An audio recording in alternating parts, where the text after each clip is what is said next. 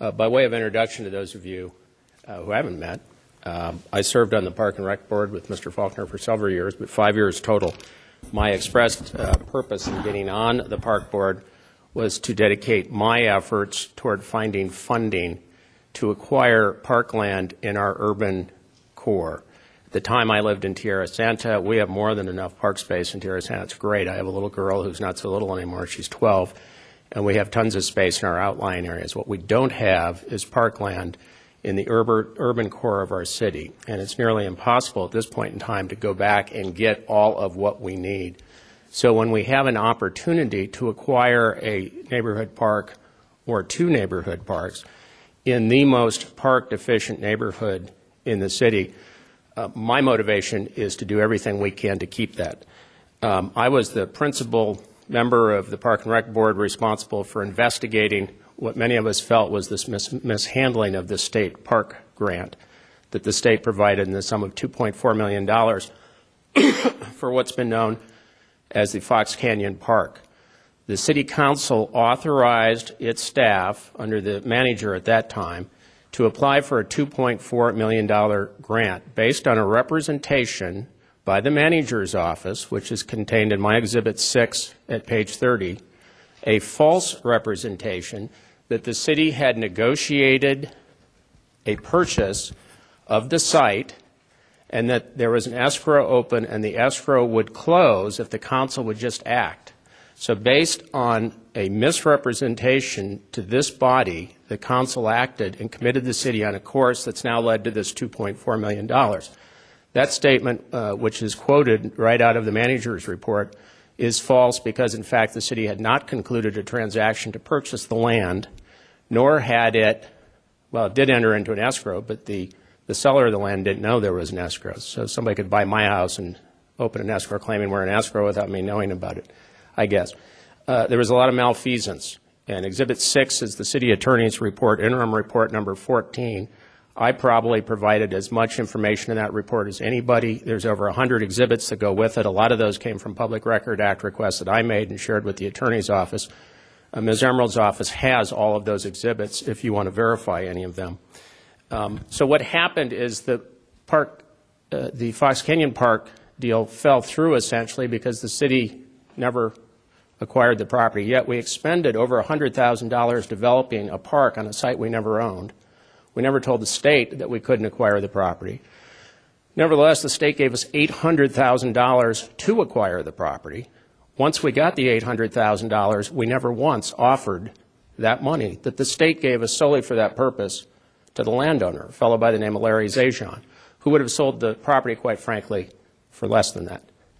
Then the staff misrepresented to you all that there had been good faith negotiations, that Mr. Zajon was holding us up, in essence, and so we've lost the grant because of Mr. Zajon, when in fact we never had the property to begin with.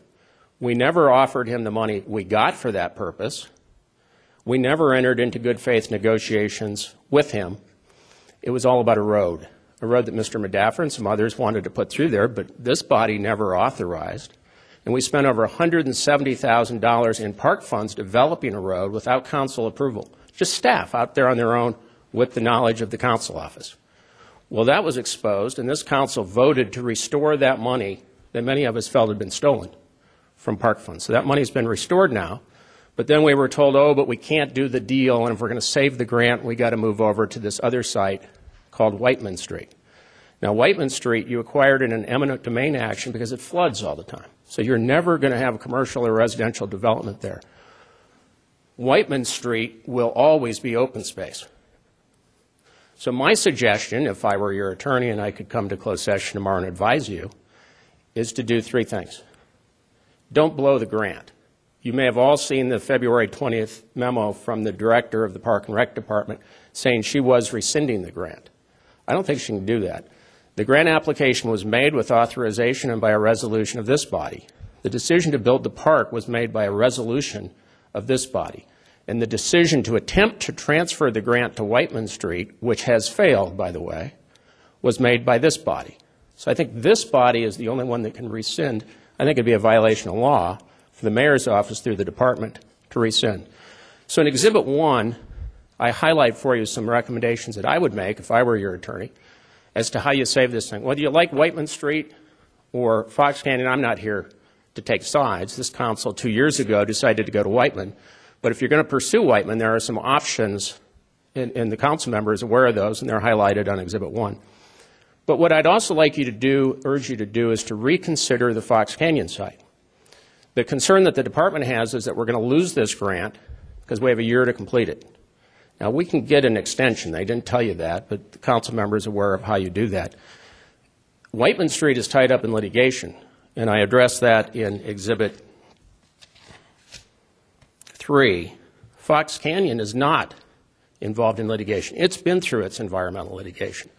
Fox Canyon merely requires a new report, 30 days review, and you can move forward. At Whiteman, even if you settle the litigation, you have to remove the toxins and the sewage, and so you're going to be tied up potentially for 2 years at Whiteman, whereas you could move forward tomorrow.